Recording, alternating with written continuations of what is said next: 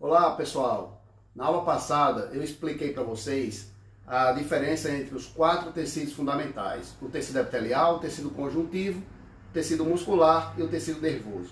Hoje eu vou fazer uma apresentação aqui para vocês, em primeiro lugar mostrando essa primeira imagem, essa primeira desenho, que mostra o tecido epitelial, que vocês já viram na aula passada, e abaixo do tecido epitelial aqui está o tecido conjuntivo. Lembrando a vocês que o tecido conjuntivo é aquele que recebe vasos, que tem vasos sanguíneos, e o tecido epitelial é aquele que é avascular, não possui vasos sanguíneos. Lembrando também que o tecido epitelial, as células são juntinhas umas às outras, e o tecido conjuntivo, as células estão afastadas umas das outras, e entre elas tem uma grande quantidade de matriz extracelular, que aqui está representado por essas fibras em vermelho. Pois bem, hoje eu vou falar para vocês sobre o que é o epitélio glandular, porque o tecido epitelial ele se divide em dois tipos: o epitélio de revestimento, que reveste o corpo da gente externamente e os órgãos internamente, e o epitélio glandular, que se localiza de uma forma mais profunda no corpo e serve para produzir secreções. Então, dois tipos de epitélios: o epitélio de revestimento, ou tecido epitelial de revestimento, e o epitélio glandular, ou tecido epitelial glandular. O epitélio glandular ele se origina quando o indivíduo está na vida intrauterina. Ele se origina a partir do epitélio de revestimento. Então vocês vão ver na próxima imagem que é exatamente isso. Você tem o epitélio de revestimento aqui em cima, você tem o conjuntivo aqui embaixo, e tem um outro tipo de epitélio que se aprofunda no tecido conjuntivo, que nós vamos denominar de epitélio glandular.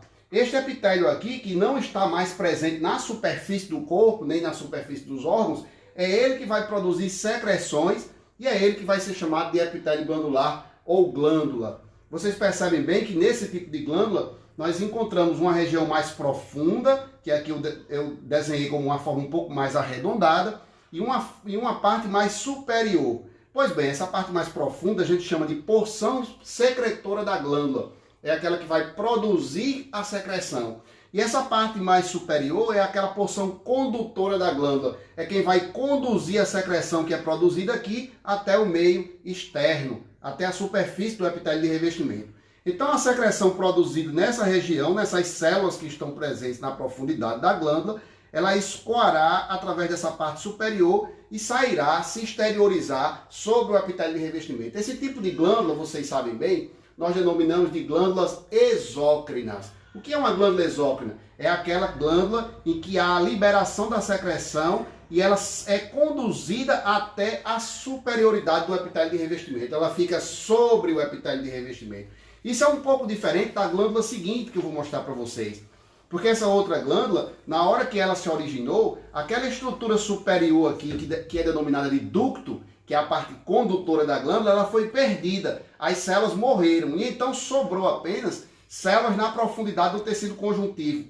Então, em outras palavras, não existe mais contato entre o epitélio glandular e o epitélio de revestimento. Quando você tem essa situação de uma glândula não tem mais contato com o epitélio de revestimento, essa glândula não pode levar a secreção até a superioridade do epitélio de revestimento. Ela só pode liberar a secreção no tecido conjuntivo.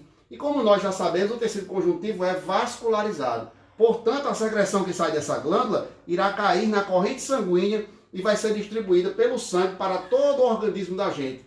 Esse tipo de secreção é denominada secreção endócrina ou hormônio. E uma glândula que produz hormônio é denominada de glândula endócrina. A glândula que não tem ducto, a glândula que não se comunica com o epitélio de revestimento, então, deve ser chamada de glândula endócrina. E, portanto, esse círculo aqui representa um círculo de células de uma glândula endócrina. Pois bem, pessoal, então, apenas para concluir, existem algumas glândulas que possuem tanto uma porção que comunica com o epitélio de revestimento, como algumas células livres que não se comunicam com o epitélio de revestimento. Neste caso, nós estamos diante de uma glândula mista. O exemplo mais comum de uma glândula mista no nosso corpo é o pâncreas. O pâncreas tem um conjunto de células que libera secreção no duodeno, na superfície epitelial do duodeno, e também tem um conjunto de células que libera secreção na corrente sanguínea, que são as ilhotas pancreáticas, liberam hormônios como a insulina e o glucagon na corrente sanguínea. Então o pâncreas é uma glândula mista porque ele tem uma parte endócrina e uma parte exócrina. As nossas glândulas sudoríparas são apenas exócrinas, liberam secreção na superioridade do corpo. Enquanto que uma hipófise e uma adrenal, por exemplo, ou uma tireoide, é uma glândula exclusivamente endócrina. Até a próxima aula, pessoal, e continue estudando histologia. Valeu!